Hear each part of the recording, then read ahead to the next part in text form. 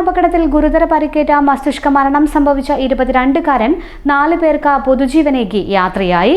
കണ്ണൂർ സ്വദേശിയായ അർജുനാണ് തന്റെ ഹൃദയവും കരളും 2 വൃക്കകളും ദാനം ചെയ്ത 4 പേരുടെ ജീവിതത്തിന് പുതിയ പ്രതീക്ഷ നൽകിയത്. ഗുരുതരമായ പരിക്കുകളോടെയാണ് അർജുനെ കണ്ണൂർ ആസ്റ്റർ മിംസ് ആശുപത്രിയിൽ പ്രവേശിപ്പിച്ചത്. ജീവൻ രക്ഷിക്കുന്നതിനായി ഡോക്ടർമാർ പരമാവധി ശ്രമിച്ചെങ്കിലും മെയ് 31 വൈകുന്നേരത്തോടെ മസ്തിഷ്ക മരണം സ്ഥിരീകരിക്കുകയായിരുന്നു. മകന്റെ വിയോഗത്തിൽ തീരാദുഃഖത്തിനിടയിലും അവയവങ്ങൾ ദാനം ചെയ്യാൻ മാതാപിതാക്കളെടുത്ത ധീരമായ തീരുമാനമാണ് അവയവങ്ങൾ കാത്തുകഴിയുന്ന രോഗികൾക്ക് തുണയായത്. സംസ്ഥാന സർക്കാരിന്റെ അവയവദാന ഏജൻസിയായ Kerala state organ and tissues transplant organisation വഴിയാണ് അവയവ കൈമാറ്റ പ്രക്രിയകൾ ഏകോപിപ്പിച്ചത്.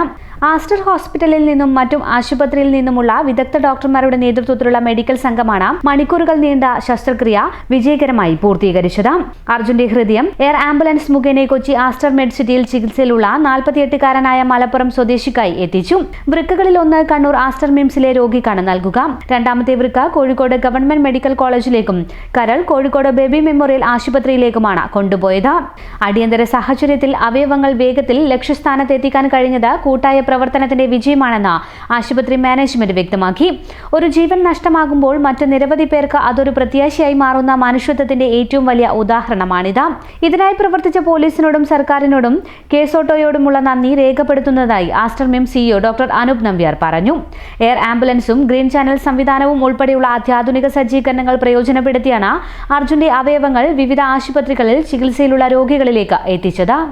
ഇതുപോലെ നല്ല സുന്ദരിയായിരിക്കണം. അപ്പോ കല്യാണ പെണ്ണോ? അത് ചിറ്റപ്പന്റെ ഇഷ്ടം. ഇത് മതിയോ? ചിറ്റപ്പ. പാർക്കോ ഗോൾഡ് ആൻഡ് ഡയമണ്ട്സ്,